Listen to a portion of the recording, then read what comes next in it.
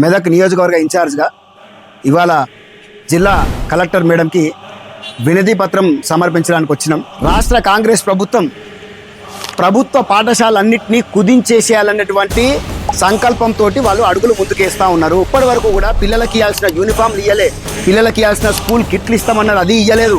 Breakfast పథకం start చేస్తామన్నారు, అది కూడా స్టార్ట్ చేయలేదు. కారణం ఏంటంటే వీళ్ళు ఈ యొక్క ప్రభుత్వ పాఠశాలను కుదించేసి యంగ్ ఇండియా ఇంటిగ్రేటెడ్ స్కూల్ అని నిర్మించి ప్రభుత్వ పాఠశాలల పిల్లలందరినీ కూడా ఈ ఇంటిగ్రేటెడ్ స్కూళ్ళలో చదివించాలనే నిర్ణయం తీసుకుంటారు. సంతోషం, మంచిదే. కానీ గ్రామాలల్లో తాండాలల్లో ఉన్నటువంటి పిల్లలు వాళ్ళ గ్రామ పంచాయతీలనే ప్రభుత్వ పాఠశాలలు ఉన్నాయని చెప్పేసి స్కూళ్ళకు పంపిస్తారు తల్లిదండ్రులు. రేపు ఆడపిల్లల్ని పంపిస్తారా? దూరం పంపించరు. దాని ద్వారా ఏమవుతుంది, ఈ ప్రైవేట్ విద్యా సంస్థలు వచ్చి మళ్ళా మన జేబులు దండుకునే ప్రయత్నం చేస్తారు. టీఆర్ఎస్ పార్టీ తరఫు నుండి మేము ఈ యొక్క చర్యని ఖండిస్తున్నాం. జై తెలంగాణ, జై టీఆర్ఎస్.